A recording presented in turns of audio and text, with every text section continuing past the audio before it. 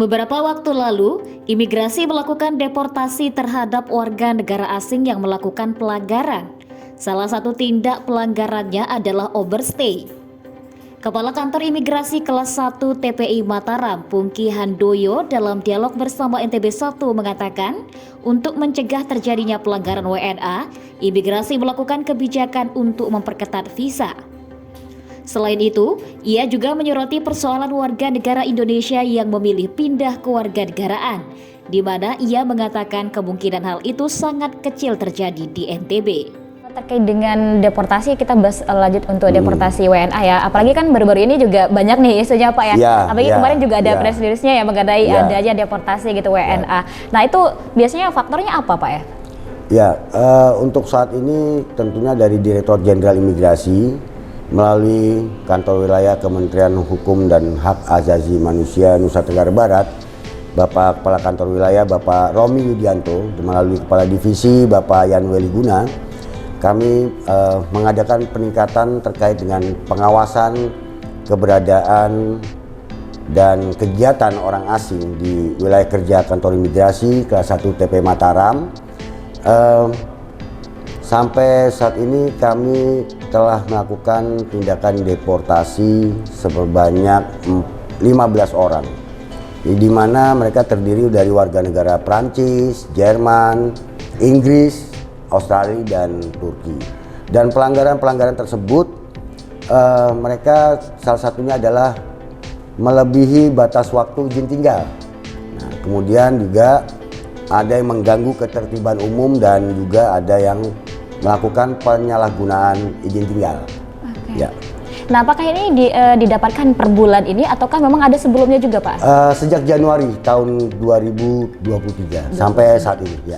Bulan Juni. Itu setiap tahunnya ada peningkatan nggak untuk deportasi warga negara asing ini?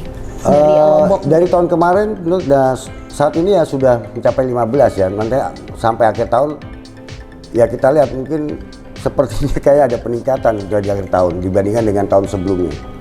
Ya. Nah, untuk mencegah terjadinya hal yang seperti ini lagi, apakah ada begitu kebijakan ataupun kebijakan lah dari sendiri imigrasi sendiri Pak? Ya, imigrasi telah melakukan kebijakan, Direktorat Jenderal juga melakukan perketatan terkait dengan visa. Nah, kemudian juga dari kami juga tentunya banyak melakukan sosialisasi terkait kepada WNA agar selalu melakukan segala satu kegiatannya menghindari daripada 3 hal tadi, yaitu batas waktu izin tinggal, kemudian jangan melakukan kegiatan yang mengganggu ketertiban umum, dan juga guna kegiatan-kegiatan yang di luar izin tinggal yang diberikan. Ya. Nah, tapi kan kalau kita melihat kan masih ada begitu ya Pak ya. Nah, untuk mungkin perlu ada peningkatan kebijakan atau penindakan tegasnya begitu Pak ya. Ini kan kita lihat kan kemarin tindakan tegas yang kita lakukan itu sudah jelas bahwa kita melakukan pendeportasian itu sudah salah satu tindakan administrasi yang kita lakukan. Ya, salah satu efek jera. Jerah ya. Semoga jerah ya Pak ya. Semoga dan harus jerah. Apakah kira-kira ada potensinya nggak masyarakat NTB akan pindah nih? Kalau di NTB ya saya kira rasa nasionalismenya masih tinggi Mbak ya. Jadi sebagian mungkin ada beberapa yang pindah tapi tidak banyak. Mereka rata-rata pindah ke warga negaraan karena status pernikahan, mengikuti pasangannya. Ya, dalam hal ini kita sebut dengan kawin campur. Ya, itu saja Mbak. Ya. Berarti kalau untuk yang lain, misalkan ada kita juga banyak TKW deh, begitu TKW TKI lah begitu ya di NTB.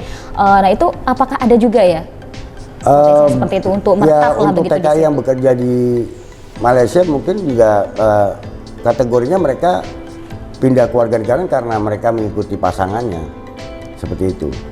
Kalau dalam konteks lain saya kira tidak ada. Oke. Nah, kalau kita melihat kan juga di sini yang paling banyak itu sesuai dengan data di informasi yang kami terima begitu, yang paling banyak berpindah itu anak-anak muda.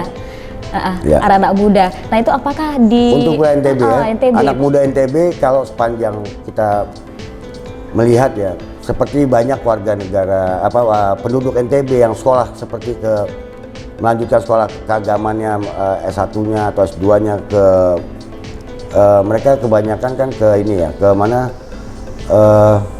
negara Eropa. enggak, mereka ngambilnya kebanyakan ke negara ini, ke Arab Saudi, atau mereka mengkaji ilmu di sana ke Kairo ya. Mereka akan kembali untuk menerapkan ilmunya, seperti bergabung di pesantren-pesantren yang banyak, dia ada di Lombok Tengah, Lombok Timur, seperti itu.